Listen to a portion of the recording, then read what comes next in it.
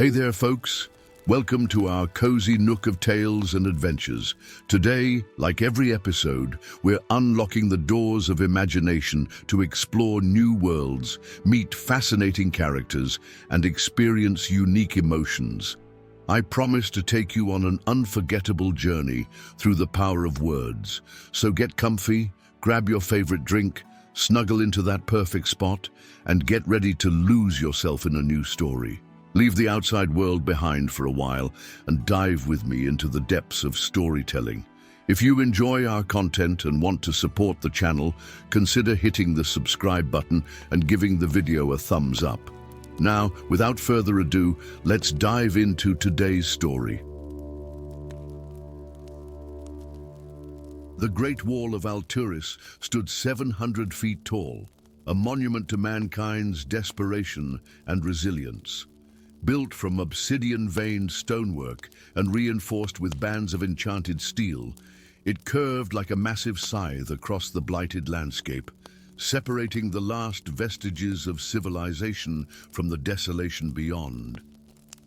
Its surface glittered under the crimson sunset, the final rays of light casting long shadows across the scorched plains where nothing had grown for generations. From his vantage point atop the eastern watchtower, Gandalf observed the wasteland through eyes that had witnessed centuries come and pass, like seasons.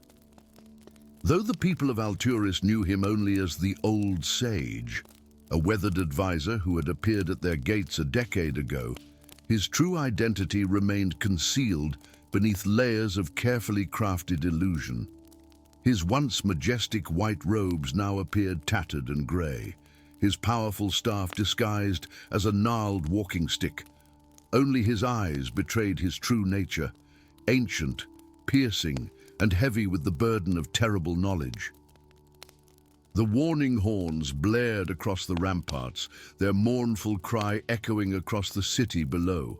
Gandalf's gaze sharpened as he spotted movement in the desolation, a dark tide of writhing forms surging toward the wall. The Devourers were coming again. "Sixth attack this month," muttered Captain Thorne, a scarred veteran who had climbed the watchtower to deliver the evening patrol reports. "Gore, they're growing bolder." Gandalf nodded silently, his weathered hands tightening around his disguised staff. The creatures below, twisted amalgamations of flesh, bone, and shadow, had once been human. This truth was known only to him, a secret buried beneath centuries of carefully constructed myths and legends. "How many years have you served on the wall, Captain?" Gandalf asked, his voice carrying the gentle rasp of apparent age. "Udun, 23, Sage. My father served 30 before me, and his father before him."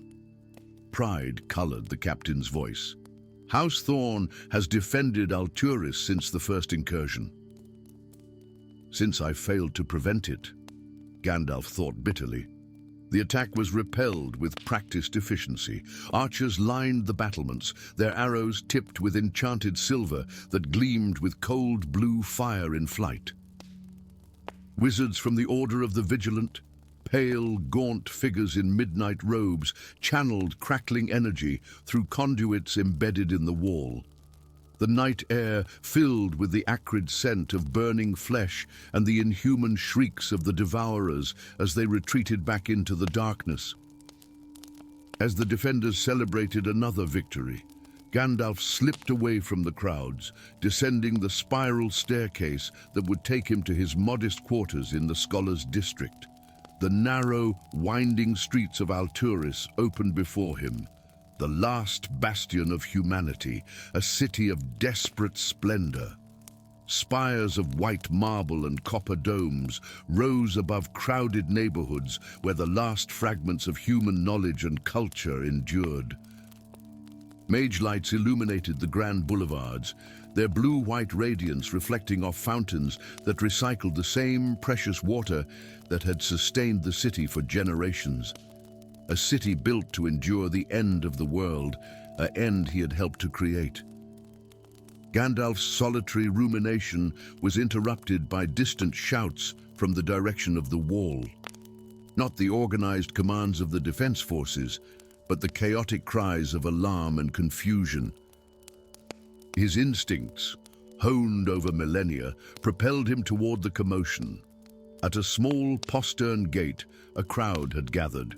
Guards formed a protective circle around something or someone, while Lord Protector Draven pushed through the throng, his ceremonial armor gleaming like fresh blood in the torchlight. "Stand aside," Draven's voice cracked like a whip.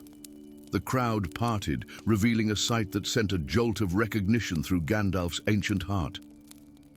A devourer had breached the wall, but unlike its ravening kin, this creature stood motionless, its misshapen limbs held out in a gesture that could only be interpreted as supplication. More shocking still, carved into its grotesque flesh was a symbol Gandalf recognized immediately, a sigil of protection he himself had designed centuries ago, when magic still followed the old ways. "Kill it!" Draven commanded, drawing his sword of office. "Wait!" Gandalf called out, his disguised voice carrying unexpected authority. The crowd turned, surprised by the old sage's intervention. "This creature bears a mark of significance.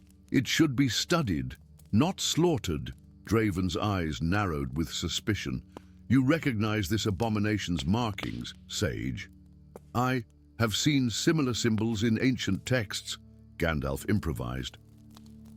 "It appears to be attempting communication." "These monsters do not communicate," Draven spat. "They devour, they corrupt, they destroy. That is their nature." As if in defiance of Draven's proclamation, the creature slowly raised one misshapen hand and, with deliberate effort, traced a symbol in the air, 3 interlocking circles with a vertical line bisecting them.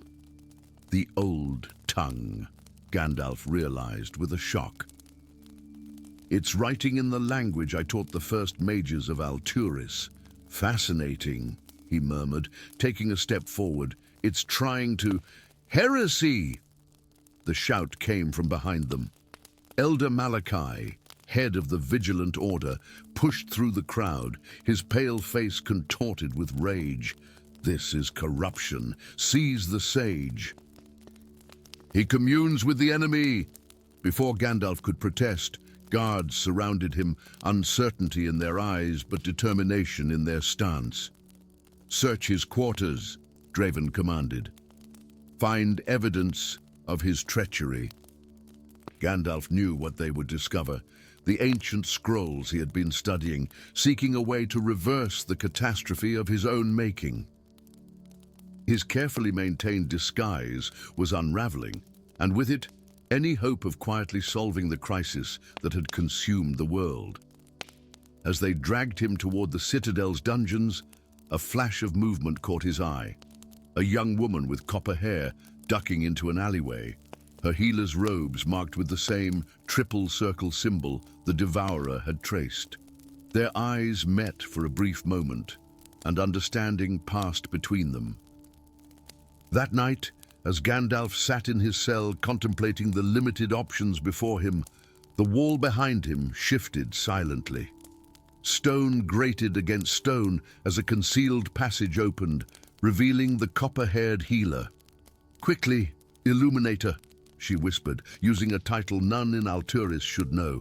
"The guards change in minutes." "Who are you, child?" Gandalf asked, allowing his true voice to emerge, deeper, resonant with power. "Lyra of the Remembering," she replied, pushing back her sleeve to reveal a forearm tattooed with runes that pulsed with soft golden light. "Last daughter of the order you founded before the breaking." Gandalf's eyes widened. "The Order of Reclamation survived? In shadow and secret? Yes. Now hurry. We must reach the outer gate." Through hidden passages that predated the city itself, they made their way beneath the wall and beyond into the desolation. The corrupted landscape stretched before them. Twisted trees with bark like blackened flesh, pools of liquid that shimmered with unnatural colors, and always the distant howls of devourers hunting in the perpetual twilight. Lyra led him to a ravine where water still flowed, albeit tainted with an iridescent sheen. Hidden among impossibly balanced rock formations was an encampment unlike anything Gandalf expected, a gathering of both humans and transformed creatures, coexisting in uneasy alliance. "Welcome to the Remnant," Lyra said. "Those who remember the world before and seek to restore it." From among the gathered figures emerged a devourer more humanoid than most, its body covered in self-inflicted runes that glowed with suppressive magic. When it spoke, the voice emerged raspy but unmistakably intelligent. "The Illuminator returns," he said, performing a grotesque approximation of a bow. "I am Varen, once Archmagus of the Eastern Spire. Now, this." "Varen," Gandalf breathed, recognition dawning. "You were but an apprentice when you departed, leaving us your knowledge without the wisdom to use it properly," Varen finished. "Yes, much has changed in 8 centuries. Over the next hours, as a pale moon rose over the desolation, Gandalf learned the full measure of the catastrophe. After his departure, his cowardly retreat, as he now viewed it, the mages of Alturas had delved deeper into the transmutative arts he had introduced. Without his guidance, they sought to enhance humanity, to create perfect defenders against the rivals that threatened their borders. The first devourers were volunteers, soldiers and criminals promised power and redemption. The transformations worked, after a fashion, but with each generation, the subjects became less human, more monstrous, until their minds were consumed by hunger and rage. The mages lost control of their creations, and the breaking followed, civilization collapsing as the devourers spread across the world. "But some of us retained our minds," Varen explained. "Some small fragment of humanity persisted. We formed the Remnant, seeking a cure for our condition. And now Draven plans to create more of you," Gandalf said grimly. "He seeks to control what cannot be controlled." Lyra nodded. "The Vigilant Order has rediscovered the original transformation ritual. They believe they can succeed where their predecessors failed, creating perfect soldiers loyal only to Draven. They've been capturing Remnant members for study and experimentation. The ritual requires massive power," Varen added. "They intend to sacrifice thousands of citizens, harvesting their life essence to fuel the spell." Gandalf's grip tightened on his staff, the disguising illusion falling away to reveal its true form, a rod of white wood inlaid with silver runes that glowed with inner light. "When will they attempt this abomination?" he demanded. "The crimson moon rises in 3 days," Lyra answered. "The alignment is perfect for their purposes." For the first time in centuries, Gandalf allowed his full power to surface, his aged disguise melting away to reveal his true visage. Tall, imposing, terrible in his wrath, and magnificent in his sorrow. "Then we have 3 days to stop them," he declared, his voice resonating with ancient power. 3 days to prevent history from repeating itself. 3 days to begin making amends for my greatest failure." The following days passed in a blur of preparation. Remnant scouts infiltrated Alturas, gathering intelligence on Draven's plans. Gandalf worked tirelessly with Varen, developing a counterspell that might not only stop the ritual, but potentially reverse the transformation of the Devourers. Lyra assembled her fellow hidden healers, preparing for the inevitable casualties. On the night of the Crimson Moon, they struck. The Remnant attacked the wall from outside, drawing the defenders' attention, while Gandalf, Lyra, and a small team infiltrated the city through the forgotten passages. They emerged in the heart of the citadel, where Draven and the Vigilant Order had assembled their unwilling sacrifices, hundreds of citizens drugged and bound within a massive ritual circle. The battle that followed would be sung of for generations, how the old sage revealed himself as Gandalf the Illuminator, how his staff blazed with the light of 1,000 suns, how the hidden healers emerged from the shadows to stand against tyranny. Spells of incredible power shook the foundations of the citadel as centuries of magical knowledge clashed in a spectacular display of light and shadow. In the end, Draven's madness proved his undoing. As Gandalf dismantled the ritual circle, the Lord Protector attempted to complete the spell with his own life force, transforming himself into a monstrous amalgamation of man and devourer. The abomination he became lunged for Gandalf, only to be intercepted by Varen, who sacrificed himself to give the Illuminator the moment he needed. With a word of power not spoken since the world was young, Gandalf completed his counterspell. A wave of purifying energy spread outward from his staff, washing over friend and foe alike. Where it touched the devourers, their corrupted flesh began to heal, the monstrous aspects receding as humanity slowly reasserted itself. As dawn broke over Alturis, citizens emerged from their homes to witness a miracle. The wall that had defined their existence for centuries was now unnecessary. Beyond it, the desolation was slowly transforming, patches of green appearing as the land began to heal. The devourers were changing too, the mindless ones fleeing from the spreading restoration, while those with retained humanity embraced the painful process of reclaiming their former selves. Gandalf stood atop the wall one final time, gazing out at the world he had helped break and was now helping to mend. "Will you stay?" Lyra asked, joining him at the parapet. "No," he replied softly. "My work here is just beginning, but it must continue elsewhere. The corruption spread far beyond these lands, and I have much to atone for." "Then the Order will continue your work here," she promised. "The remembering will not end." As Gandalf departed Alturis, his white robes billowing in the morning breeze, he carried with him the burden of his past failures. But for the first time in centuries, that burden was lightened by the promise of redemption, not just for the world he had helped to break, but for himself. Behind him, the last Bastion stood with its gates open wide, no longer the end of civilization, but a new beginning for a world awakening from its long nightmare. Story 2. The morning mist parted like a ghostly veil as waves lapped against the crystalline shores of Amberfall Isle. Here, where the boundary between sea and sky blurred into a single cerulean expanse, an old man lay unconscious upon the glittering sands. His weathered hand still clutched a shattered staff, ancient runes pulsing faintly along its splintered length. Above him, floating islands drifted like majestic galleons through banks of luminous clouds, their undersides adorned with cascading waterfalls that dissolved into rainbow mists before ever reaching the world below. Gandalf awoke with a gasp, his silver beard crusted with salt and sand.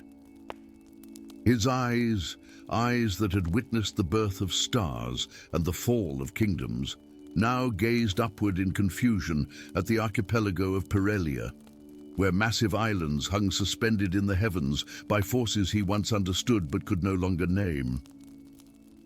"Who am I?" he whispered to the indifferent waves. Fragments of memory flickered through his mind. A temple wreathed in blue flames, a crown of starlight, a woman's laughter turning to screams, and always the burning symbol now etched into his broken staff, a flame encircled by 9 stars. As he struggled to his feet, pain lanced through his aged body, a body that felt simultaneously foreign and achingly familiar. He tested his command of magic, reaching toward a nearby pebble. It rose shakily, then burst into gentle flame before dropping back to the sand. Fire! He remembered fire. It had always answered his call, though he could not recall why or how he had earned such fealty from the elements. The sound of armored boots crunching on crystal sand interrupted his contemplation. 6 mounted knights in obsidian armor appeared over the dunes, their visors fashioned in the likeness of screaming faces, pennants of midnight silk snapping in the salt breeze. "There he is, the traitor!" The lead knight's voice echoed metallically through his helm. "And by decree of Her Imperial Majesty Morvain, Empress of the Floating Realms, you are condemned for high treason and theft of the sacred flame."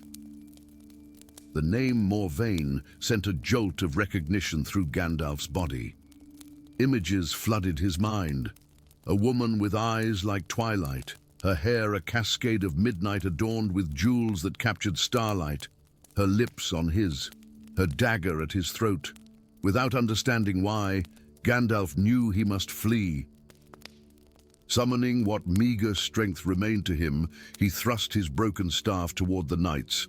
A wall of flame erupted from the sand, momentarily blinding his pursuers. He turned and ran, each footfall heavier than the last, toward the thick jungle that bordered the beach. The forest welcomed him with 1,000 whispers, vines and branches parting as if recognizing an old friend, or perhaps a creator. Gandalf collapsed against the massive trunk of a luminous tree, its bark pulsing with inner light that matched the rhythm of his racing heart. "You look terrible for an immortal," came a voice from above. Gandalf looked up to see a young woman perched on a branch, her copper skin decorated with swirling tattoos that seemed to shift and change as she moved. Her eyes reflected the phosphorescent glow of the forest.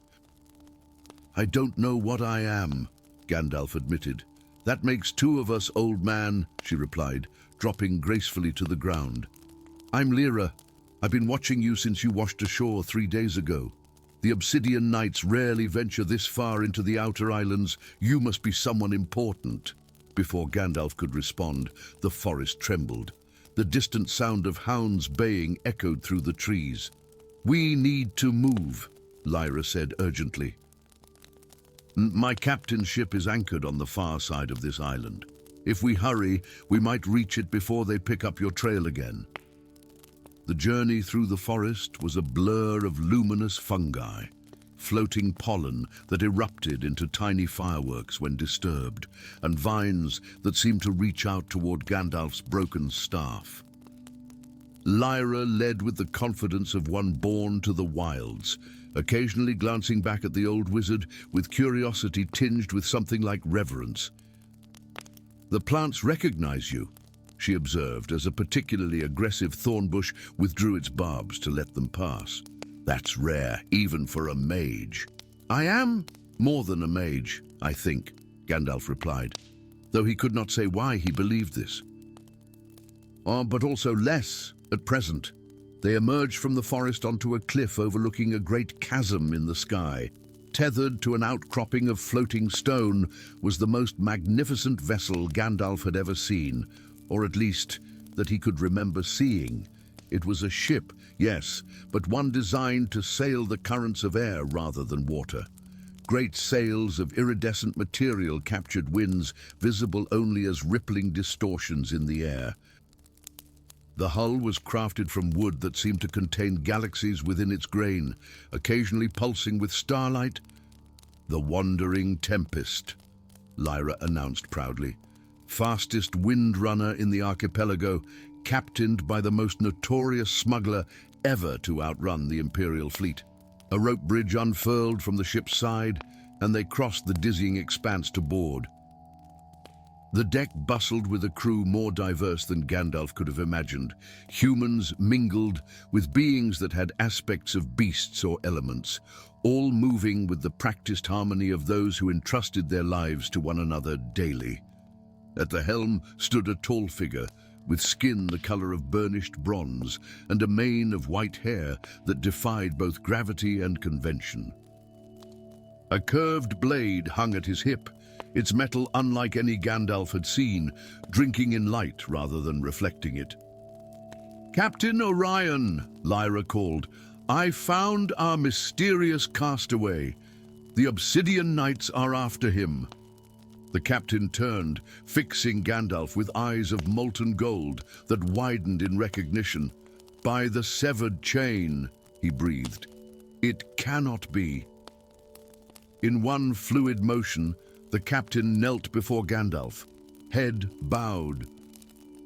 The entire crew fell silent, many following their captain's example.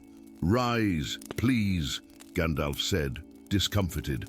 "I don't know why you would bow to a broken old man who cannot even remember his own name." Captain Orion stood, his expression a mixture of awe and wariness. "You truly don't remember? You are Gandalf the Illuminator, creator of the Eternal Flame, architect of the First Isle.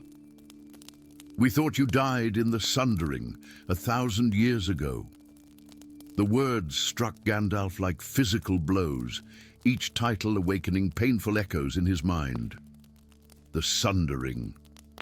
"When you and the Empress Morvain fought for control of the Heart of Flames," Lyra explained. "The battle that shattered the original continent and created the floating archipelago." We were... Gandalf struggled to form words as memories threatened to overwhelm him. "Lovers, once," Captain Orion confirmed, "before ambition turned her heart to obsidian. The stories say you created the Heart of Flames together, an artifact capable of reshaping reality itself. When she sought to use it to ascend to godhood, you fought to stop her." The ship lurched suddenly as a blast of energy struck its hull. On the cliff where they had stood minutes before, the Obsidian Knights had emerged from the forest, their leader wielding a staff crackling with dark energy. "No time for history lessons," the captain barked. "All hands to stations, we fly for the Vale of Whispers." The ship broke free of its moorings, sails catching the invisible currents. As they accelerated away from the island, Gandalf felt a pull, not physical, but something deeper, toward the largest island visible in the distance, where a mountain of pure crystal rose toward the stars. "The Primordial Isle," he whispered, the name coming to him unbidden.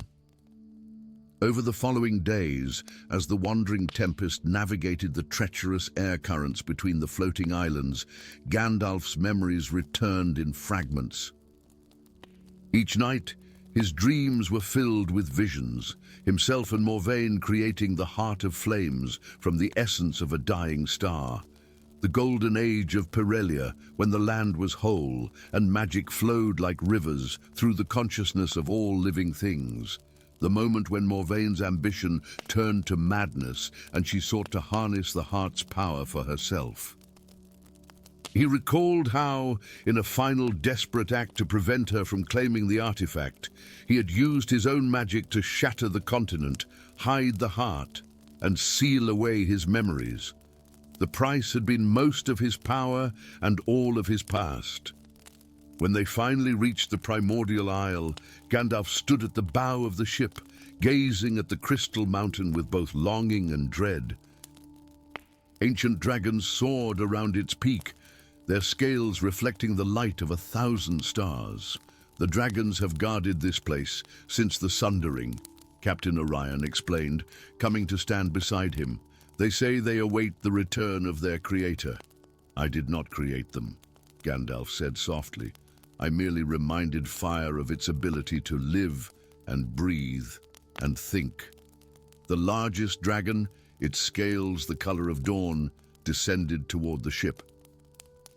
The crew scattered in terror, but Gandalf stood firm as the massive creature landed on the deck, wood groaning beneath its weight. "Flameheart," Gandalf greeted the dragon, the name rising from the depths of his reclaimed memory. "Creator," the dragon rumbled in response. "You have returned as prophesied, in the hour when the islands begin to fall." As if summoned by these words, a distant island on the horizon suddenly tilted, its waterfalls redirecting in a chaotic spray. Then, with terrible majesty, it began to descend toward the endless sea below. "The anchoring magic fails," Flameheart explained. without the heart of flames to sustain it. Pyrelia is dying. The Empress knows this. She has spent centuries searching for what you hid from her, and now grows desperate. "Take me to the chamber," Gandalf said, certainty filling him. "I remember where I concealed the heart." Within the crystal mountain lay a cathedral of light, where every surface reflected and magnified the faintest illumination into a symphony of color. At its center stood an altar of pure diamond, and suspended above it, a sphere of absolute darkness, a void in the shape of a heart that devoured light rather than reflecting it. "Is that it?" Lyra whispered, her voice echoing through the vast chamber. "No," Gandalf replied, approaching the altar. "That is the absence of it. I scattered the actual heart into the fabric of my own being. My memories, my power, my very essence, all contain fragments of the heart of flames." He raised his broken staff, the symbol of the encircled flame, glowing with increasing intensity. "What will happen if you reconstitute it?" Captain Orion asked.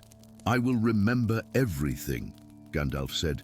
"Become everything I once was, and I will have the power to save Pyrelia or destroy it completely."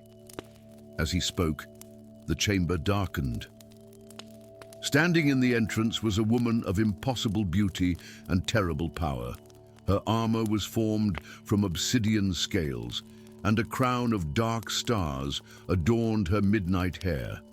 Behind her stood the obsidian knights, weapons drawn. "My love," Empress Morvayn said, her voice like silk over steel. "How I've missed you." "Morvayn," Gandalf acknowledged, memories of their shared past, both glorious and terrible, flooding through him. "You would reconstitute the heart without me?" she asked, hurt and rage mingling in her voice. "After all we endured to create it." "I would use it to save what remains of our world," Gandalf replied, "not to rule it." "Salvation requires strength," she countered, approaching, "the strength to make difficult choices. Together, we could remake Pyrelia more glorious than before." For a moment, Gandalf wavered.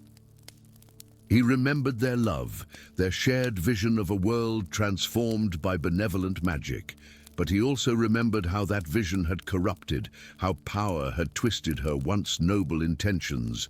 "We had our chance," he said finally, "and we failed our people."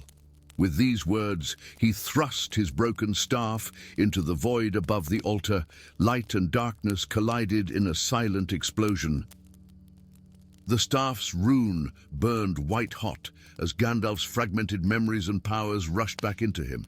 He remembered everything now, the brilliance and the folly, the creation and destruction, the love and betrayal. The void collapsed, revealing a small, pulsing ember that contained the light of 1,000 suns. The heart of flames, finally reconstituted. Morvayn lunged for it, but Gandalf was faster. His hand closed around the heart, and fire coursed through his veins. His tattered robes transformed into flowing garments of silver and white, his broken staff reforged into a scepter of light. "What will you do now, Illuminator?" Morvayn challenged. "Kill me? Banish me? You could not bring yourself to do either 1,000 years ago? It was always your weakness." "Not weakness," Gandalf replied, his voice resonating with newfound power. "Hope. Hope that you would remember who you were meant to be." With a gesture, he divided the heart of flames, keeping half within himself and offering the other half to her. "Rule with me," he said, "not as gods, but as stewards. Let us undo the damage our pride has wrought." For a breathless moment, the fate of Pyrelia hung in the balance. Then, slowly, Morvayn removed her crown of dark stars and set it aside. "Show me how," she whispered, reaching for the light. As their hands met around the divided heart, the crystal mountain trembled. Outside, the falling islands halted their descent, then slowly began to rise again. The dragons circled the peak, their roars a song of renewal. And throughout the archipelago of Perelia, the people looked to the skies with wonder as the ancient magic that held their world aloft was reborn.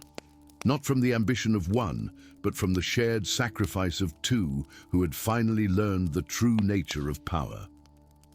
In the Cathedral of Light, Gandalf and Morvain began the long work of healing what they had broken so long ago, their entwined magic spreading across the shattered realm like the first light of dawn after the longest night. Story 3. In the twilight markets of Lower Ithoria, where the cobblestones glistened with the day's rain and the air hung heavy with spices and secrets, an old weaver sat hunched over his loom.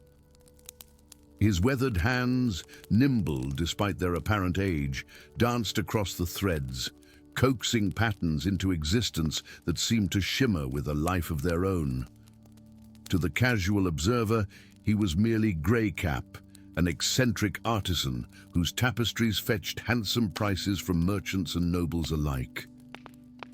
None suspected that beneath his humble disguise and silver beard dwelled Gandalf, once the most powerful mage of the Five Kingdoms, now living in self-imposed exile. The kingdom of Ithoria stood divided by more than the silver mist river that cut through its heart. In the alabaster spires of Highcrest, the nobles and their court magicians wielded sorcery as birthright, their veins rumored to flow with liquid starlight rather than common blood. Below, in the tangled streets and markets of the commons, magic was forbidden on pain of imprisonment, or worse. The arcane edict, proclaimed a century ago, had drawn a line as rigid as castle walls. Magic belonged to those of noble blood alone. Gandalf's fingers paused over a thread of impossible blue, the exact shade of a forgotten skyflower that had not bloomed in these lands since the Age of Whispers. He had watched civilizations rise and fall, had counseled kings and walked among dragons. Now he chose obscurity, weaving simple beauty while the world darkened around him. "You've outdone yourself, Greycap," came a voice like rough silk. Mistress Thorn, proprietress of the Silver Needle Tavern, stood examining his newest creation, a tapestry depicting the crystal falls of the Northern Realm. "This one seems almost alive." Gandalf offered a benign smile, an illusion of light and texture, nothing more. But it was more, and deep within, he knew it. For weeks now, his magic, suppressed for decades, had been leaking into his work unbidden. Customers reported strange occurrences. A nobleman who purchased a river scene found his failing vineyards suddenly flourishing with the year's finest vintage. A merchant's wife who bought a tapestry of nightingales regained her voice after years of silence. Magic, like water, always found a way to flow. As Mistress Thorn departed with his newest creation, a clamor rose from the market square. The Crimson Guard, enforcers of the Arcanic Order, marched through the crowd, their polished armor reflecting the amber light of mage globes that hovered above their captain's hand. By decree of Archimage Tyrus and the Noble Council, the captain's voice rang out, all weavers, dyers, and textile merchants are hereby required to submit their wares for arcane inspection. Unauthorized enchantments have been detected in market goods. Gandalf's heart sank. His secret was unraveling like a poorly spun thread. That night, as shadows lengthened across his modest workshop, Gandalf contemplated flight. He had abandoned one life. He could abandon another. His weathered hands traced the outline of a hidden compartment beneath his loom, where a staff of white wood lay dormant, its power sealed away by his own choosing. The workshop door splintered inward.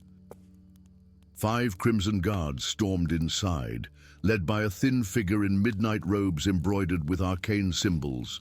Inquisitor Vex of the Arcanic Order surveyed the humble space with eyes like frozen amber. Curious, Vex mused, lifting one of Gandalf's incomplete works. Such ordinary thread, such ordinary tools, yet the resonance is unmistakable. His cold gaze fixed on Gandalf. Magic leaves echoes, Weaver. Did you think we wouldn't hear them?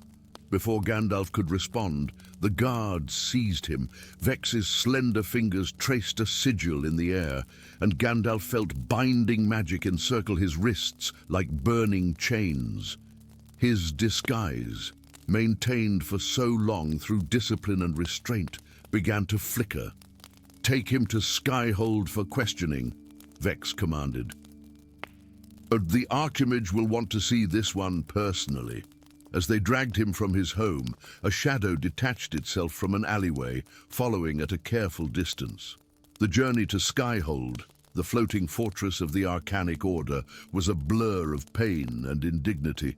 Transported in a cage meant for common criminals, Gandalf watched the ground fall away as enchanted skystones lifted the carriage into the clouds. Below, Etheria shrank to a patchwork of fields and forests, bisected by the gleaming thread of the Silver Mist River.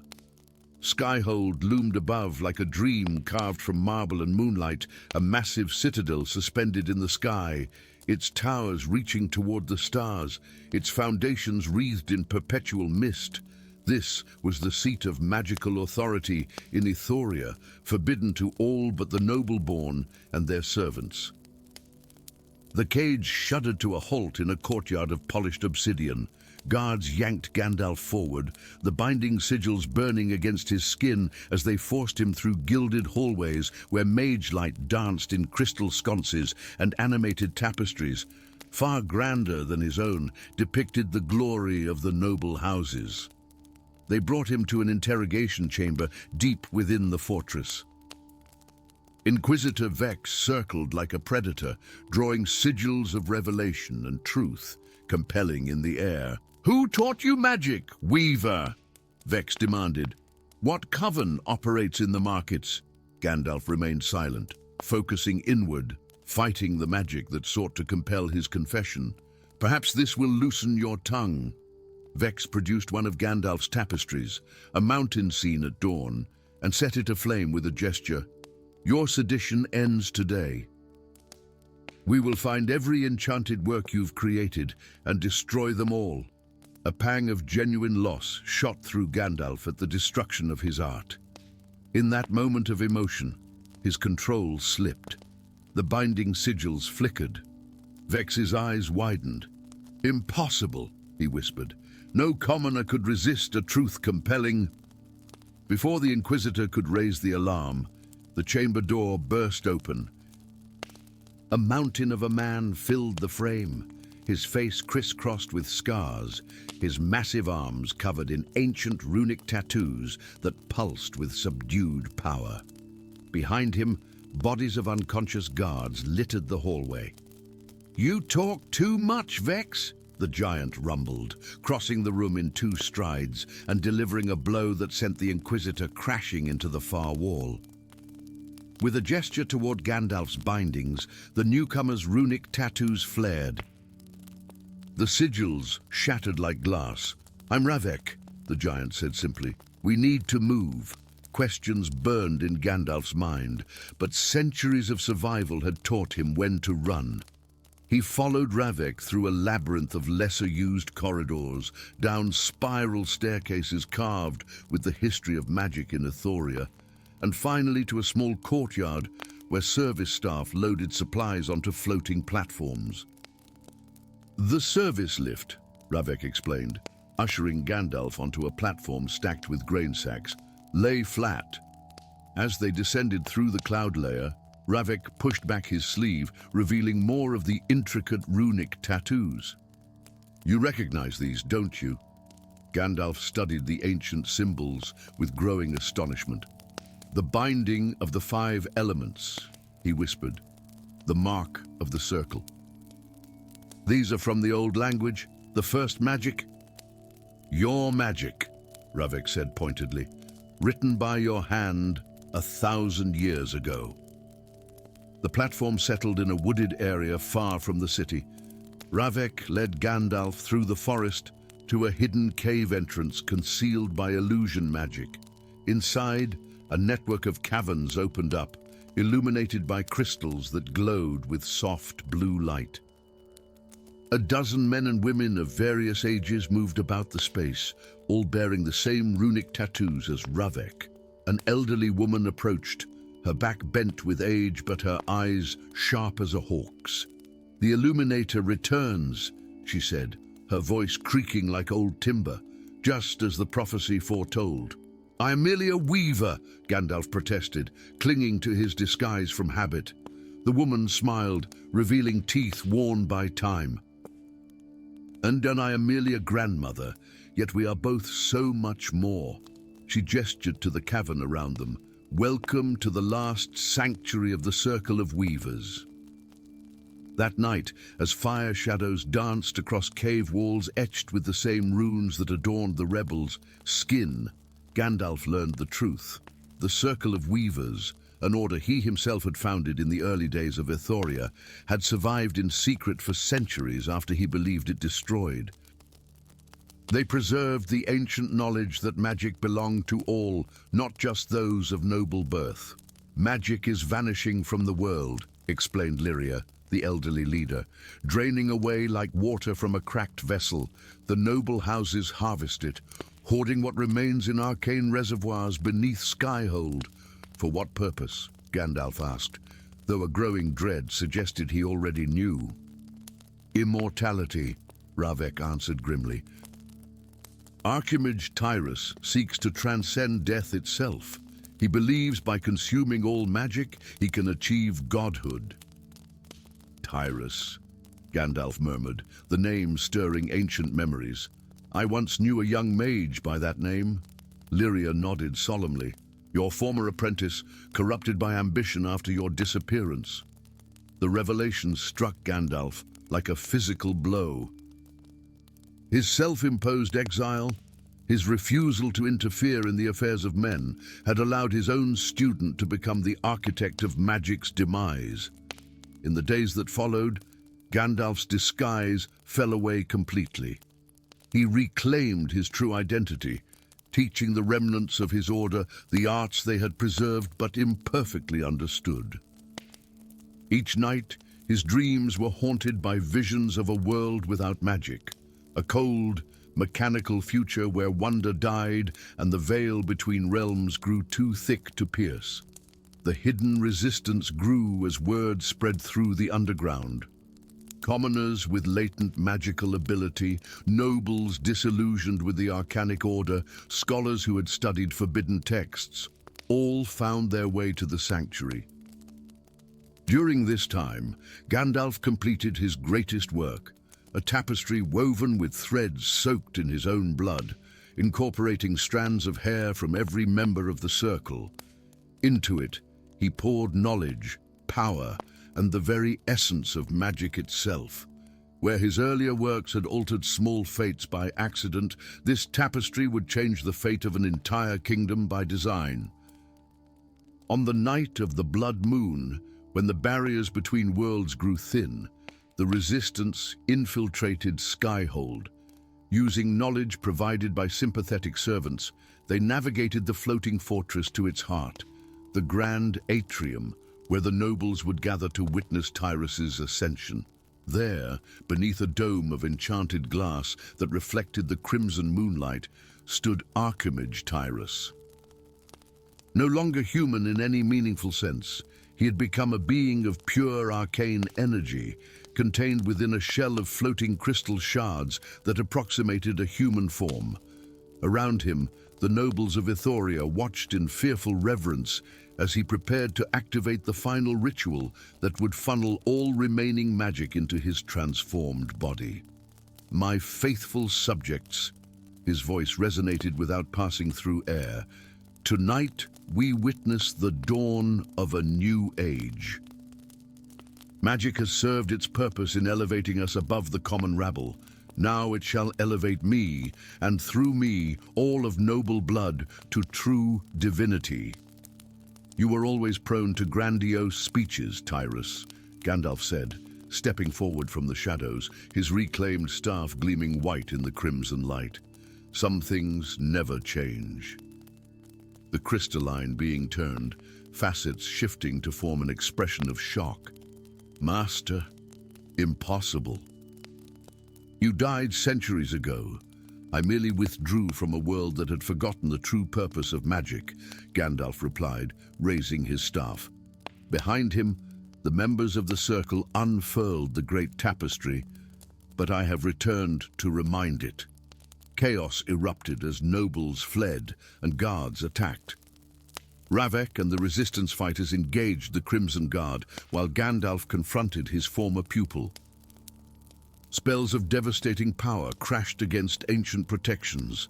The very air crackled with conflicting energies as master and corrupted apprentice unleashed centuries of magical knowledge against one another.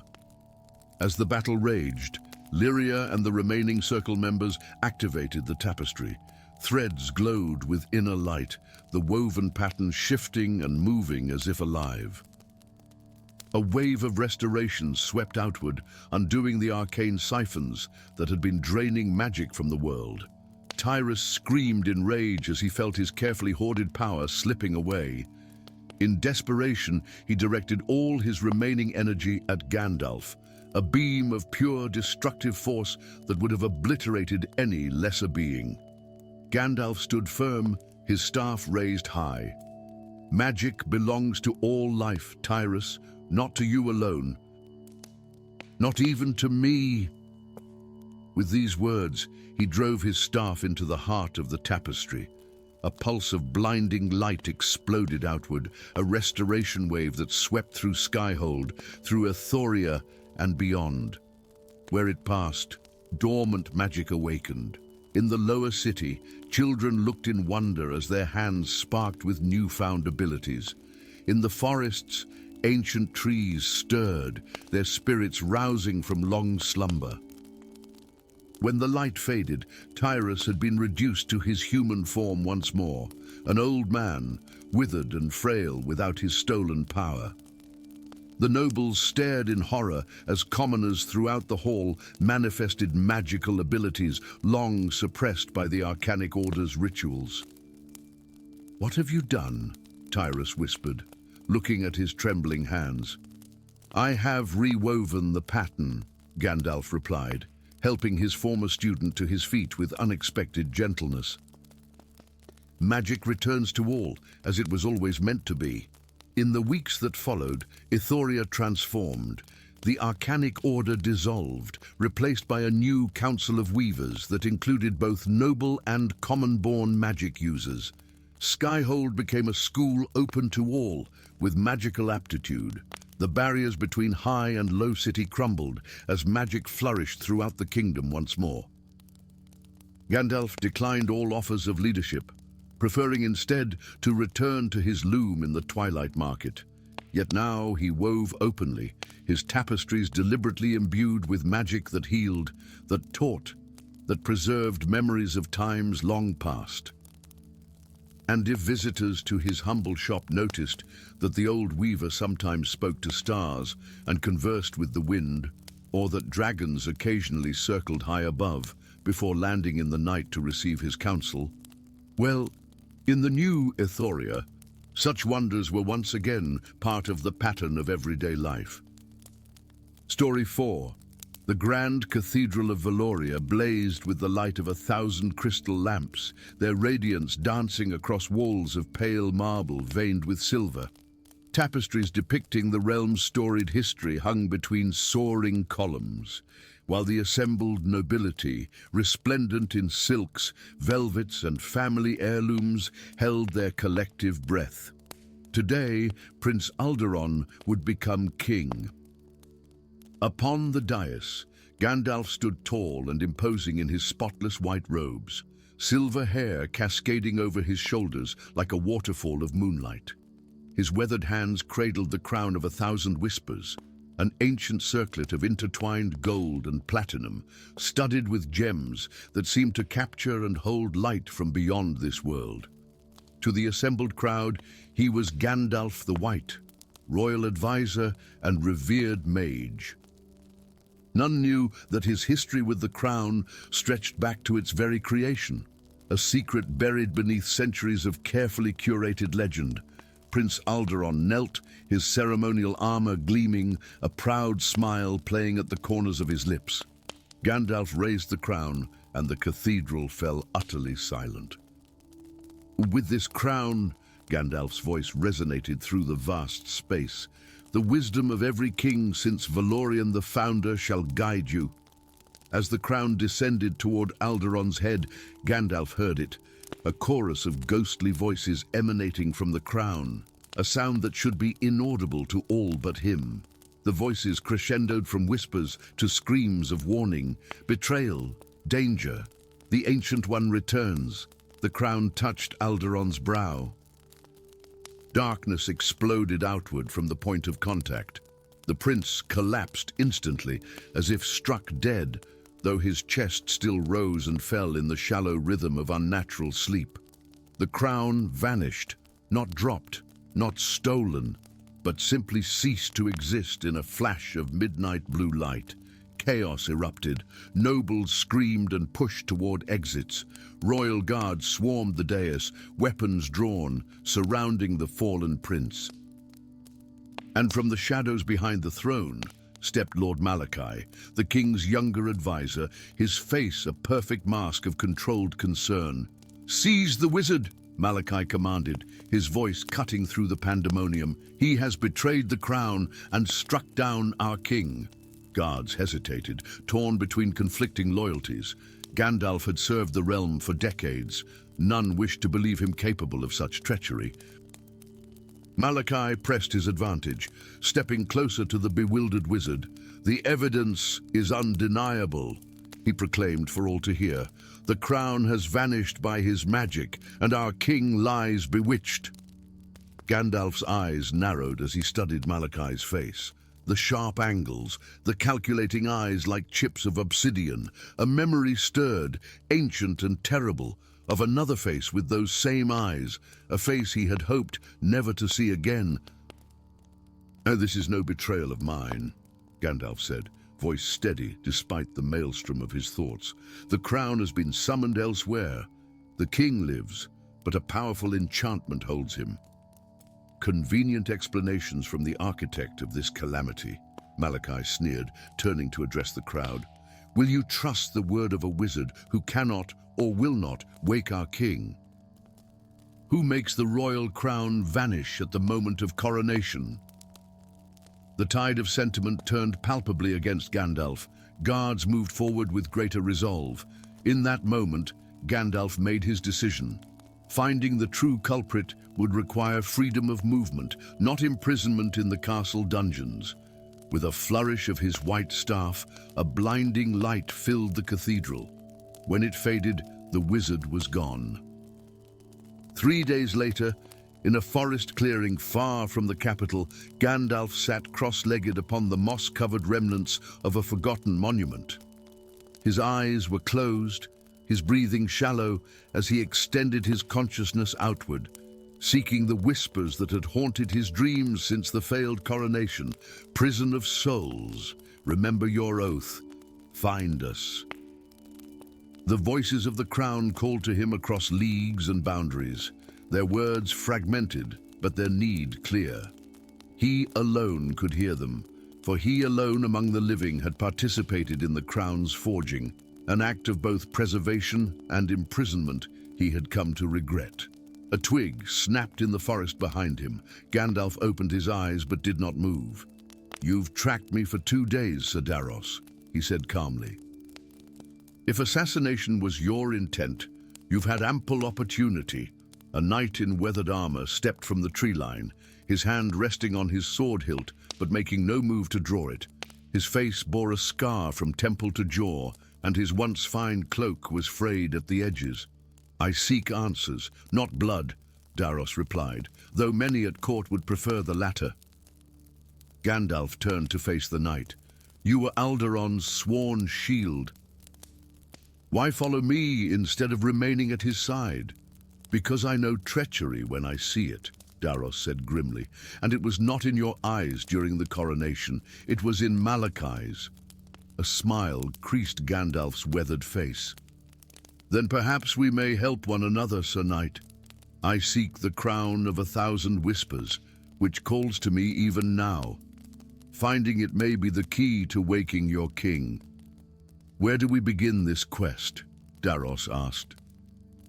Gandalf's expression darkened. The Mistmire swamps, the crown's whispers lead there, though I cannot fathom why it would be drawn to such a place of corruption. Their journey took them through lands transformed by the crisis in Valoria. Villages buzzed with rumors of the wizard's betrayal and the king's enchanted sleep. Patrols of the royal guard searched travelers' roads, bearing descriptions of Gandalf. More disturbing were sightings of hooded figures who moved with unnatural speed, described by terrified peasants as shadow hunters. At night, while Daros slept, Gandalf listened to the whispers growing steadily stronger. The voices spoke of ancient pacts, of bindings weakening, of a presence stirring beneath the world that should remain forever dormant. And always they urged haste. The Mistmire swamps lived up to their sinister reputation. Ghostly lights danced across fetid pools of black water. Twisted trees reached upward like supplicants, begging for escape from the muck that imprisoned them. Thick fog coiled around the travelers, occasionally taking shapes that hinted at faces in anguish. "This place is wrong," Daros muttered, his hand never straying far from his sword. "No natural swamp feels like this." "Because this is no natural formation," Gandalf replied, using his staff to test the solidity of the path ahead. "The Mistmire was created during the First Age, when powers beyond mortal comprehension warred across these lands. What you feel is the echo of ancient violence. On the third day in the swamp, they encountered the Shadow Elves. Silent as death, a dozen warriors emerged from the mist, their skin the color of twilight, their armor fashioned from a strange, chitinous material that seemed to absorb light. Arrows knocked on bone-white bows tracked every movement of the intruders. Their leader stepped forward, her eyes solid black from edge to edge, her voice musical yet threaded with menace. "The wizard returns to the place of binding," she said. "After all these centuries." "Have you come to gloat over your victory, Illuminator?" Gandalf frowned. "I come seeking the crown of 1,000 whispers, which has been stolen and calls to me from within your territory." Laughter like breaking glass emerged from the elf's throat. "Stolen? No, reclaimed. The crown returns to its creator, or rather to what remains of him." Understanding dawned on Gandalf's face, followed swiftly by horror. "Malakar the Devourer. It cannot be." "The binding spell weakens," she finished, "as all things must with time. Your crown imprisoned not just the wisdom of kings, but something far older, something you helped defeat, but could not destroy." Daros looked between them in confusion. "What is she speaking of, Gandalf?" The wizard's shoulders slumped slightly under an invisible weight. Before Valoria, before the Age of Men, another power ruled these lands. Malakar, the Devourer, neither god nor mortal, but something in between. When he could not be destroyed, 7 great wizards, I among them, devised a prison. The crown of 1,000 whispers was forged to contain his essence, bound to the bloodline of kings, who would unknowingly strengthen the prison with each coronation. "And now," Daros pressed, "now Malakar stirs," the Shadow Elf answered. "And your companion's former pupil, Malachi, serves as his vessel for return." Gandalf's eyes flashed with sudden recognition. "Malachi, of course, an echo of the true name, a shell prepared over decades." He turned to the elf. "You know where the crown has been taken?" She nodded once. "To the heart of the Mistmire, where the original binding was performed. My people have watched this place for millennia, as was our oath. We cannot interfere directly, but neither will we hinder those who might prevent the Devourer's return. With the reluctant guidance of the Shadow Elves, Gandalf and Daros penetrated deeper into the swamp than any mortal had ventured in an age. The terrain grew increasingly nightmarish, pools of liquid that flowed upward against gravity, trees whose bark rippled with faces in torment, creatures composed more of shadow than substance that observed their passage with hungry eyes. At last, they reached the heart, a circular island of black stone rising from the swamp, upon which stood a ring of 7 obelisks. At the center knelt Malachi, the crown of 1,000 whispers hovering before him. The crown had transformed, its metal now dark as tarnished silver, its gems pulsing with sickly light. Around it swirled a miasma of shadow that gradually coalesced into a vaguely humanoid shape. "You arrived just in time, old teacher," Malachi called without turning. His voice had changed, layered with another deeper tone that sent tremors through the stone beneath their feet. "In moments, Malakar will fully awaken, and your pitiful binding will be undone forever." Gandalf stepped forward, his staff glowing with increasing intensity. "I did not recognize you, my student. How long has he been poisoning your mind?" "Poisoning?" Malachi laughed, finally turning to reveal eyes that had transformed into swirling vortices of darkness. "He has been enlightening me, showing me truths you kept hidden. The crown does not merely contain the wisdom of kings, it imprisons power beyond imagination. Power that will consume you and everything you love," Gandalf warned, advancing another step. Sir Daros circled to the right, seeking a clear path to the crown. "Bold knight," the possessed Malachi sneered. "You think your steel can affect a being like Malakar? Your king already serves us in his sleep, feeding the Devourer with his royal essence. Soon, he will be the first of many vessels." Gandalf raised his staff high, and the air crackled with gathering power. "I helped bind Malakar once. I can do so again." "But at what cost, wizard?" Malachi taunted. "Last time, it required 7 of your order. Now you stand alone, with only a broken knight at your side." The shadow surrounding the crown had grown more substantial, fashioning itself limbs, a torso, a head with eyes like rents in the fabric of reality. In that moment, the whispers of the crown, which had guided Gandalf across the kingdom, suddenly rose to a deafening chorus in his mind. Not pleas for rescue, he now realized, but warnings. The souls of kings preserved within the crown still fought to maintain the binding, even as they were being consumed. Gandalf locked eyes with Daros and gave an almost imperceptible nod. The knight charged forward, sword raised. Malachi turned to face this more immediate threat, summoning crackling energy to his fingertips. It was the distraction Gandalf needed. Rather than attacking Malachi, he drove his staff directly into the crown. White light met corrupted darkness in a silent explosion. The crown shattered into fragments, releasing a blinding radiance that illuminated the entire swamp. When the light faded, Malachi lay unconscious on the stone. The shadowy form had vanished, and the crown's fragments glowed with gentle blue light. "Is it destroyed?" Daros asked, helping Gandalf to his feet. "No," the wizard replied, his voice heavy with exhaustion. "Nor is Malakar defeated. I have merely renewed the binding temporarily and freed the souls of the kings imprisoned within the crown." He gestured to the glowing fragments.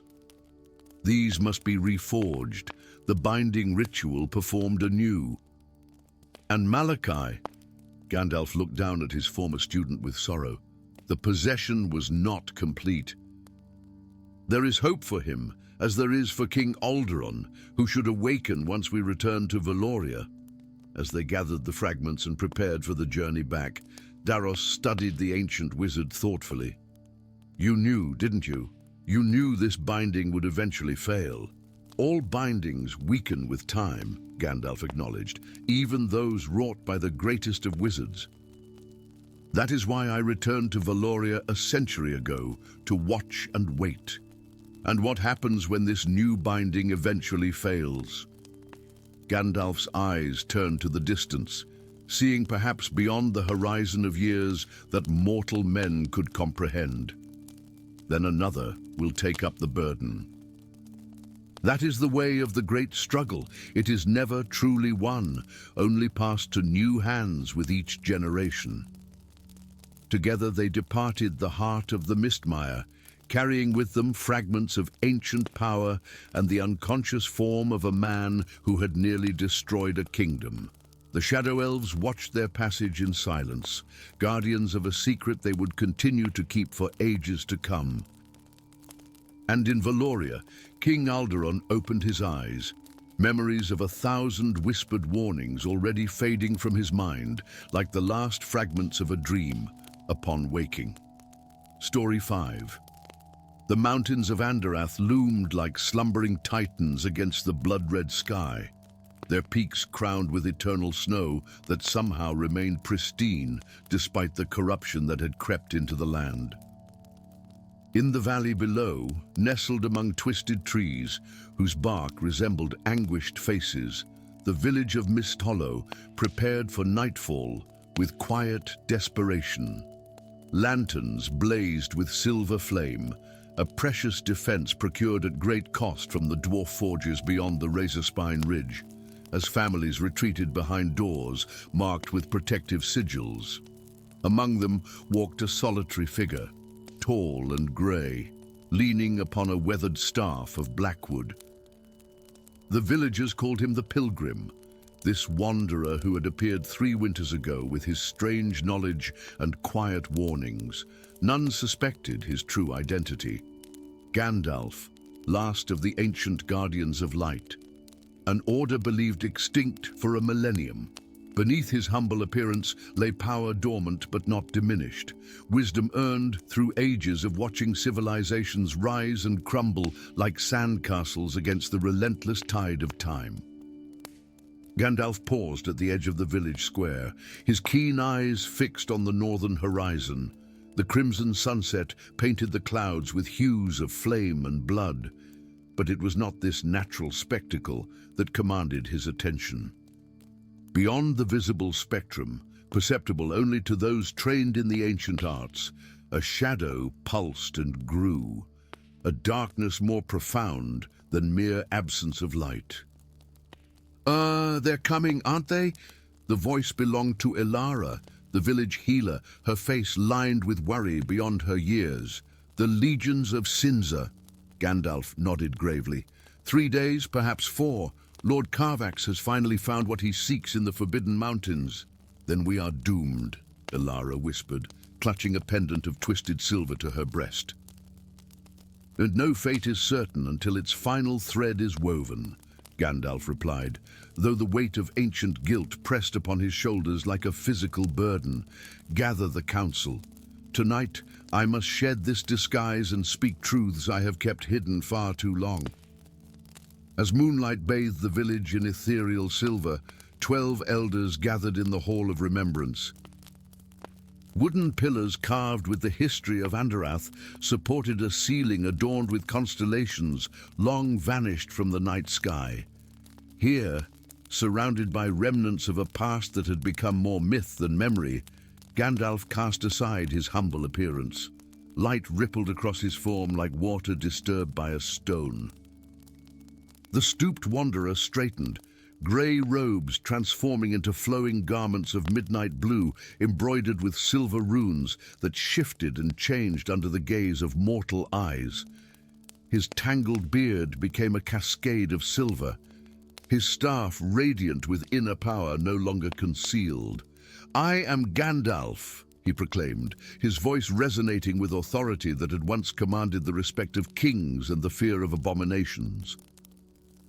"And last Warden of the Dawn, Guardian of the Eternal Flame, and Keeper of an oath I made when your ancestors were yet unborn." Stunned silence greeted his transformation, followed by a cacophony of questions and exclamations. Gandalf raised his hand, and silence fell once more. The darkness approaching from the north is an ancient evil I helped imprison 1,000 years ago. Lord Carvax is but its puppet, though he believes himself its master. His eyes grew distant with memory. The legions of Cinza serve a power that slumbered beneath the Forbidden Mountains since the Age of Twilight, when the first stars were kindled in the heavens. What can mere villagers do against such a power? Asked Thorn, the village blacksmith, whose hammer-calloused hands trembled despite his efforts to appear resolute. Nothing, Gandalf answered honestly. But I can act. If given aid in a journey I must undertake immediately. Long ago I concealed an artifact of immense power, the Stone of Dawn. With it, I may be able to awaken allies who could stand against the coming darkness. As dawn painted the eastern sky with tentative light, Gandalf departed Mist Hollow with unexpected company. Not grizzled warriors or seasoned hunters, but Lysandra, a young woman with eyes like frozen amber and hair the color of ravens' wings. She alone had volunteered to guide him through the treacherous forest paths that led toward the eternal forests, where the Stone of Dawn lay hidden. You risk much, Gandalf observed as they crested a ridge overlooking a valley shrouded in mist. The path ahead is fraught with dangers both seen and unseen. Lysandra's lips curved in a smile, devoid of warmth. I have my reasons, Guardian, not a least of which is that Lord Carvax is my father, and I would see his plans undone before he surrenders what remains of his humanity to the darkness he serves. Gandalf studied her with newfound interest, seeing now the subtle resemblance to the warlord whose name was whispered in fear across 3 kingdoms. Oh, you never mentioned this connection. Would you have trusted me if I had? She pushed ahead, her footsteps unnaturally silent upon the forest floor. For 7 days they journeyed through landscapes of increasing strangeness.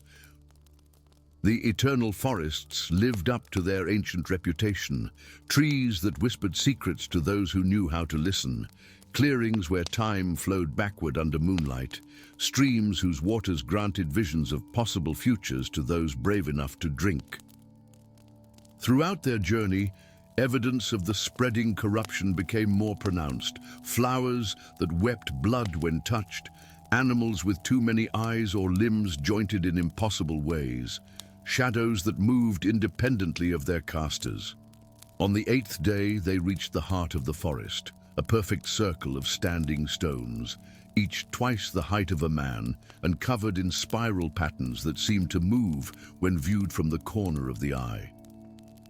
At the center stood a pedestal of obsidian, empty save for a shallow depression shaped like a teardrop. The stone is gone, Lysandra said, stating the obvious with remarkable calm. Gandalf approached the pedestal slowly, passing his hand over the empty depression. Blue fire sparked from his fingertips, illuminating runes invisible to mortal sight. Not gone, he corrected, hidden more thoroughly. I left safeguards. The stone does not wish to be found by any who might misuse it. A stone with will, Lysandra raised an eyebrow. The Stone of Dawn is no mere object, Gandalf explained, kneeling to examine markings at the base of the pedestal. It is a fragment of the first light, the original radiance that banished primordial darkness at the creation of all things. In some sense, it is alive, aware in ways beyond mortal comprehension. He pressed his palm against a particular spiral pattern, speaking words in a language that made Lysandra's ears ache. The ground trembled. The obsidian pedestal sank into the earth, revealing a staircase descending into darkness. Come, Gandalf said. The true repository lies below. The underground chamber stretched beyond the reach of their torchlight, its ceiling supported by columns carved to resemble ancient trees. Upon the walls, frescoes depicted a history unknown to modern scholars, The first war between light and darkness, the creation of the guardians, the binding of abominations whose very names had been systematically erased from human memory. At the chamber's heart rested a crystal plinth, atop which hovered a stone no larger than a child's fist. It glowed with soft golden light that pulsed like a heartbeat, illuminating the chamber with warmth that pushed back the subterranean chill. The Stone of Dawn, Gandalf breathed, approaching with reverence. As his hand reached for the artifact, Lysandra's voice cut through the silence. Before you take it, there is something you should know. The cold press of steel against his back accompanied her words. Gandalf went still, not with fear, but with profound disappointment. You are your father's daughter, after all, he said quietly. I am my father's salvation, she corrected, her voice tight with emotion. The darkness consuming him can be driven out with the stone's power. You would use it to awaken your slumbering dragons, but I will use it to save the only family I have left. Gandalf turned slowly, finding not triumph in her eyes, but desperate hope mingled with sorrow. The stone cannot be used as you intend, he explained gently. Its power is creation and awakening, not exorcism. And your father... I fear what inhabits him now has consumed whatever humanity once resided there. You're wrong, she insisted, though doubt clouded her gaze. The endless voice promised me... The endless voice, Gandalf interrupted, alarm sharpening his tone. You've heard it, spoken with it. Lysandra nodded slowly. In dreams, at first, then always. It guides me, tells me how to save my father. Understanding dawned on Gandalf's ancient face. It seeks the stone, child. Not to save Carvax, but to destroy the last weapon that might oppose it. You have been deceived by the very darkness I fought a millennium ago. Before Lysandra could respond, the chamber shuddered. Dust rained from the ceiling as a sonorous boom echoed from above. Something massive had entered the stone circle. He's found us, she whispered, lowering her blade. Father. Or what wears his form?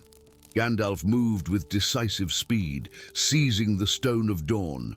Warmth suffused his body as ancient power recognized its former guardian. We must reach the Arindal Mountains, he said. The crystal dragons slumber in the depths, placed in enchanted sleep when their kind were hunted to extinction. With the stone, I can awaken them, our only hope against what comes. Lysandra stared at the staircase, indecision warring across her features.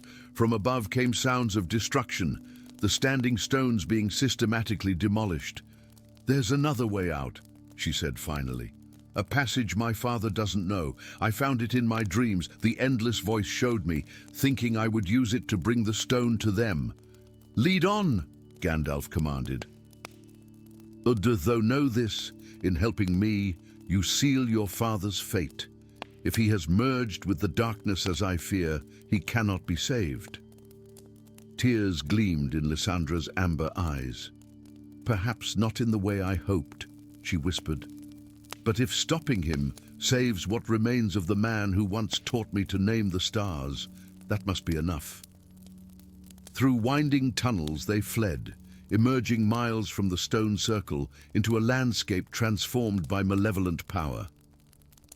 The sky had darkened to the color of a bruise, streaked with veins of sickly green light.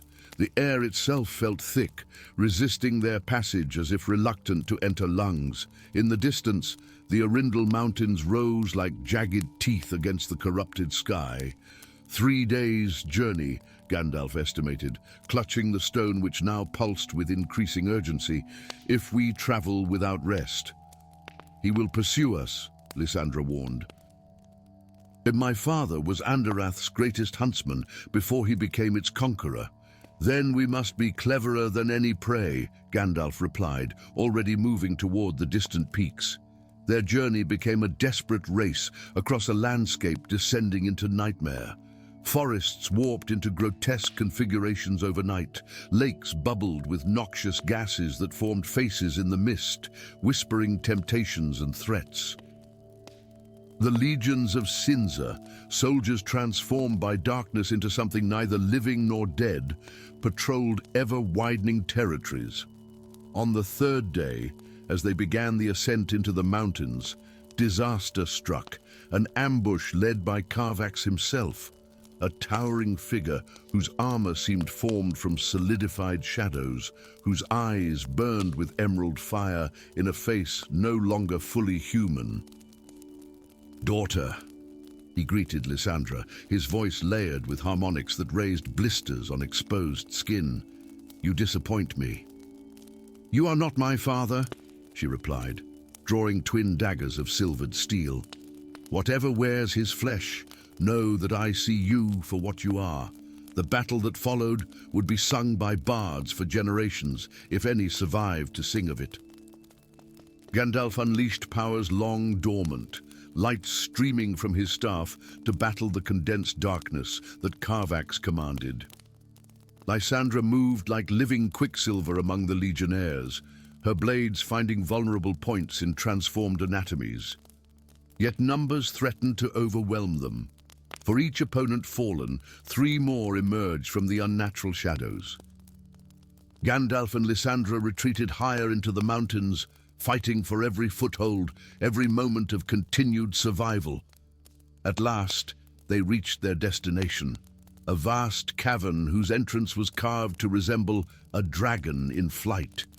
Ancient runes of warding, nearly faded after a millennium, still held enough power to push back their pursuers momentarily. "Here," Gandalf gasped, blood flowing from a dozen wounds. "Nate, the crystal dragons sleep beyond this threshold." Lysandra stood guard at the entrance, her once immaculate clothing now tattered and stained with substances better left unexamined. "Then awaken them, Guardian. Our time runs short." In the cavern's depths, illuminated by the stone's golden radiance, lay wonders beyond mortal imagining. 7 dragons carved from living crystal, each the size of a small fortress, arranged in a perfect circle. Their transparent forms contained galaxies of light, stars, nebulae, constellations trapped in eternal, frozen moment. Gandalf approached the central dais, where a pedestal similar to the one in the forest waited. He placed the stone in its depression, speaking words of power that had not graced the world's hearing in 1,000 years. The stone's pulse quickened, its light intensifying until the entire cavern blazed with golden radiance. The crystal dragons stirred, imperceptibly at first, then with increasing animation. Faceted eyes opened, gleaming with intelligence older than human civilization. Outside, Lysandra's warning cry echoed through the cavern. "They've broken through the wards! Gandalf, hurry!" The first dragon rose, unfurling crystalline wings that rang like the purest bells as they extended. Its voice, when it spoke, bypassed the ears to resonate directly in the mind. "Guardian, you wake us before the appointed time. Necessity compels me," Gandalf replied, strengthening himself against the dragon's overpowering mental presence. "The darkness returns. The oath I swore to you and your kin must be fulfilled now, lest there be no world left to save." The dragon's multifaceted eyes studied him with ancient wisdom. "Your oath, yes, to summon us against the final darkness. Yet I sense hesitation in you, Guardian. Speak plainly." Gandalf's shoulders sagged beneath an invisible weight. "When I helped establish the line of heroes who would guard Andarath in the Guardian's absence, I made a terrible error. Their descendants, the very ones sworn to protect this realm, have become vessels for the darkness we opposed. Then the cycle completes itself. The dragon observed without judgment. Light becomes shadow. Creation turns to destruction. As it has always been since the first dawn." "Not always," Gandalf insisted as the sounds of battle echoed from the entrance. "This time we can break the cycle, but I need your help." The crystal dragon lowered its massive head until it was level with Gandalf's. "What would you have us do, Oathkeeper? Fight alongside me, not to destroy, but to cleanse. The darkness has corrupted, not replaced.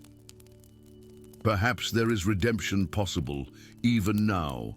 A sound like mountains shifting filled the cavern as the remaining dragons awakened, rising to their full majestic height. "Then let us honor the ancient pact," the first dragon declared. One final time. As Carvax breached the cavern entrance, pushing Lysandra back with overwhelming force, he confronted not just Gandalf, but 7 crystal dragons in their full awakened glory. Light poured from their translucent forms, so pure and primal that the Shadow Legionnaires withered in its presence. Carvax himself screamed, a sound of rage and fear that transcended his corrupted form. The darkness within him roiled and thrashed, trying to maintain its hold as the dragon's light stripped away layers of corruption. In that moment of vulnerability, Lysandra struck, not to kill, but to save. Her silver daggers, now glowing with borrowed radiance from the dragons, pierced the shadow armor at precise points she alone could see. "Father," she called, her voice steady despite her tears. "Remember who you were. Remember the stars you taught me to name." Something in Carvax's transformed face flickered. Recognition, remembrance, regret. The corruption fought back, tendrils of darkness lashing outward in desperate defense. Gandalf raised the Stone of Dawn high, focusing its power through his ancient staff. "By the oath I swore when the world was young," he intoned, "I bind this darkness once more, not through imprisonment, but through transformation." Light exploded outward, not destroying the darkness, but merging with it, creating something new. Where absolute shadow had corrupted, balanced twilight now flowed. The Legionnaires collapsed, their transformed bodies slowly returning to human form, and Carvax fell to his knees, the monstrous aspects of his appearance fading like mist under morning sun. Lysandra rushed to her father's side, cradling his now human face between her hands. "Father," his eyes, normal human eyes once more, focused on her with clarity and sorrow. "Lysandra, what have I done?" As the crystal dragons soared into the sky, their light spreading healing across the corrupted landscape of Andarath, Gandalf watched the reunion with complex emotions. The cycle had not ended, perhaps, but changed course.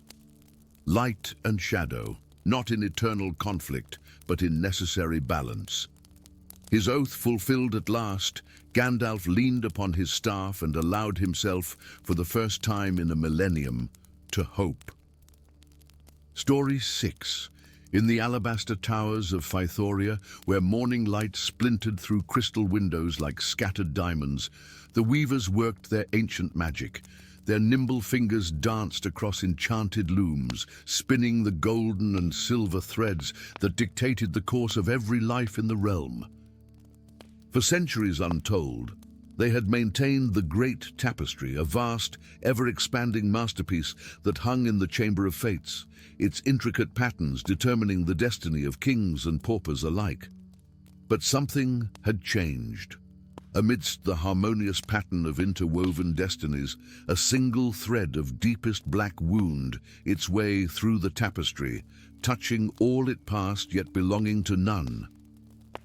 The ancient weavers whispered of it in hushed tones when their mistress was not present, calling it the aberration, the thread that should not be. It was on the morning of the winter solstice when Gandalf the Grey, known in these lands as Mithrandir the Wanderer, approached the gates of Fythoria. His weathered cloak billowed in the crisp mountain air, his twisted staff leaving impressions in the fresh snow as he made his way toward the Ivory City. Though he had walked the paths of this world for more ages than he cared to remember, something pulled him here now, a disquiet in the fabric of reality itself that only he could sense. "Halt, Wanderer," called the guard at the silver gates, his armor reflecting the pale winter sun.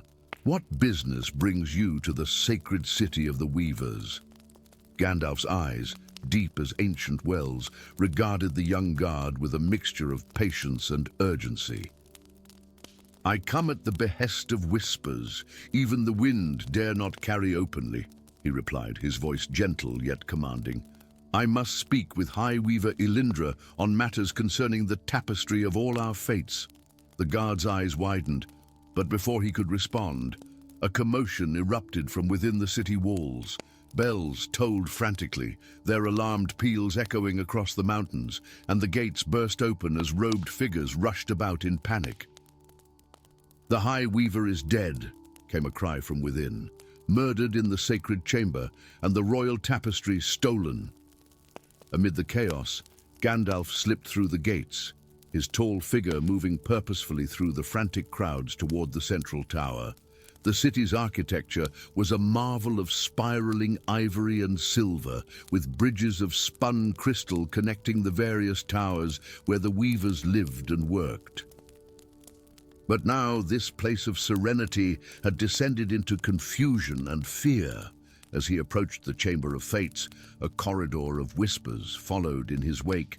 "It's him," they said, "the Grey Wanderer, the one whose thread cannot be woven." Guards blocked his path at the chamber's entrance, their faces stern with suspicion. "None may enter, stranger, especially not you. The council names you suspect in this tragedy." "Suspect?" Gandalf's bushy eyebrows rose in genuine surprise. "I have only just arrived in your fair city." "Your arrival coincides too conveniently with this calamity," said a cold voice from behind. A tall woman in robes of midnight blue approached, her silver hair pulled tightly back, her eyes sharp as eagles. "For centuries, your black thread has corrupted our tapestries, Mithrandir. And now, when the royal tapestry that guides our kingdom's future is stolen, here you stand at our doorstep." Gandalf measured his words carefully. "Councillor Morvayn, I presume. I come not as your enemy, but as one who senses the unraveling of something far greater than you understand." Before Morvayn could respond, a small figure darted between the guards. A young woman with copper hair and determined green eyes stood before Gandalf, her weaver's hands stained with dyes of various colors. "He speaks the truth, Councillor," she said, her voice stronger than her slight frame suggested. "The High Weaver spoke of his coming just yesterday. She said, when the black thread manifests in flesh, the pattern will need reweaving." Morvayn's face darkened. "Apprentice Lyra, you overstep. Return to your quarters immediately." Instead, Lyra stepped closer to Gandalf.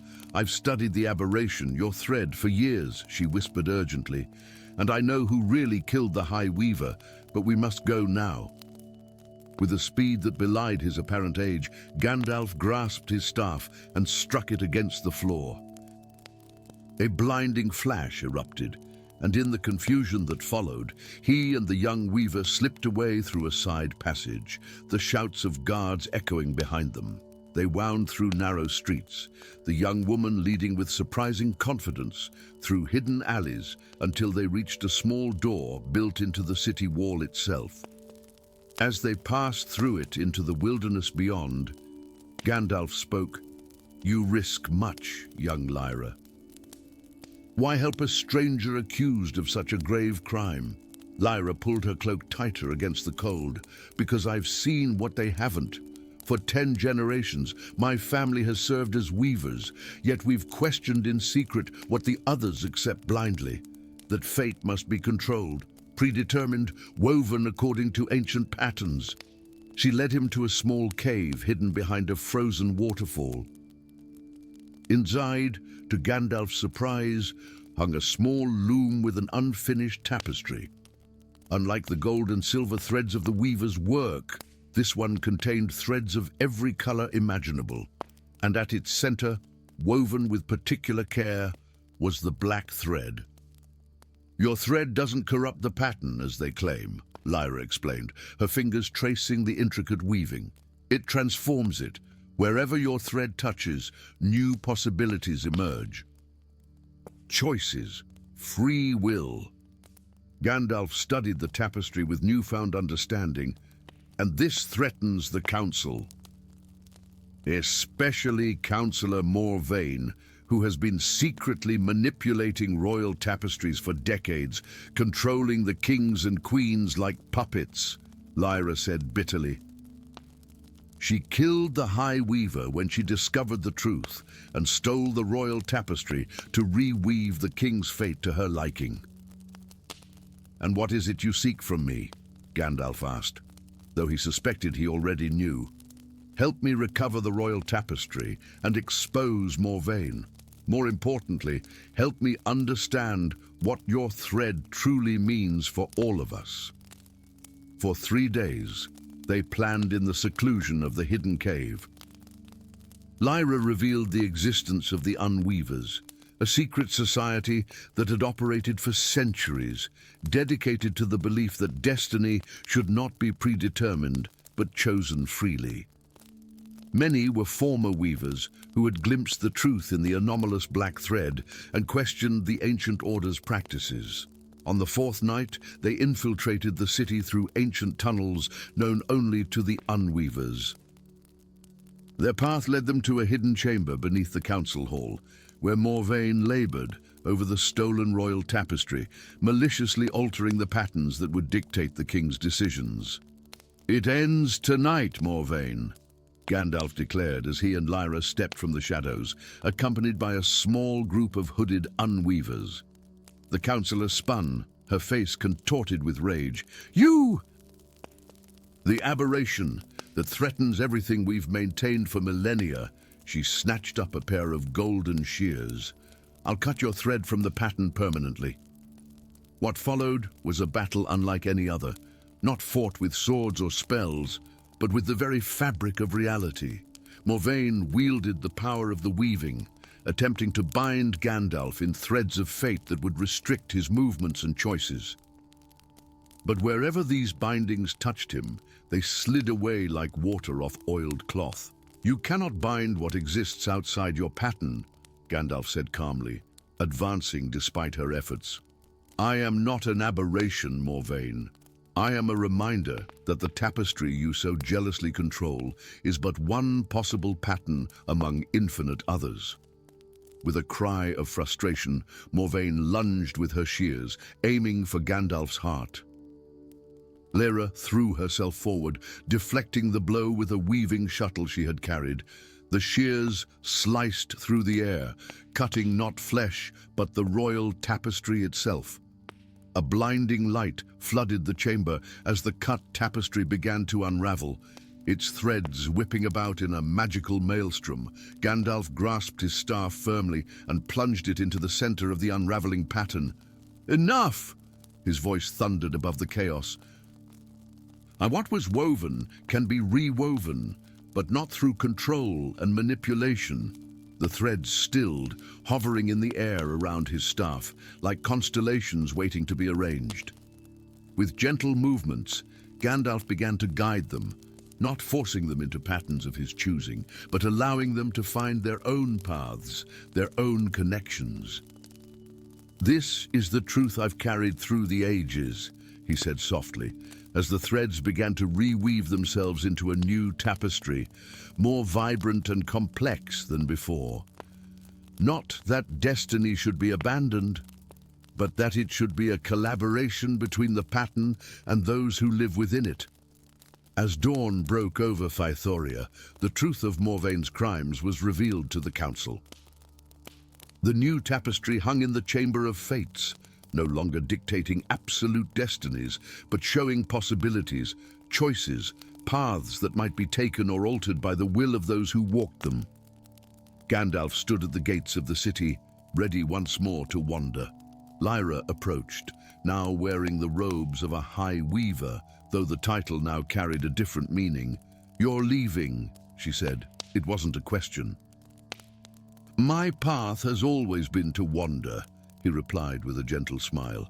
To exist between the threads, touching many destinies but bound to none, that is my gift and my burden.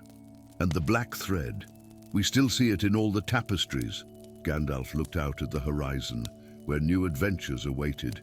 It will always be there, a reminder that even the most carefully woven fate can be changed by choice, by will, by love. My journey continues, but I leave behind a truth greater than any spell or prophecy, that each of us holds the shuttle that weaves our own destiny. As the Grey Pilgrim walked away down the snowy path, Lyra noticed something curious in the new tapestry beginning to form on the looms of Fethoria. Where before there had been only one black thread winding through the pattern, now tiny strands of black appeared throughout, small threads of choice and free will, spreading like stars across the night sky of fate. And so the old order gave way to the new, as it must in all things. The weavers and unweavers became one, guardians not of rigid destiny, but of the precious balance between fate and choice, a balance embodied by a wandering wizard whose own thread could never be fully woven into any single pattern, for he belonged to them all.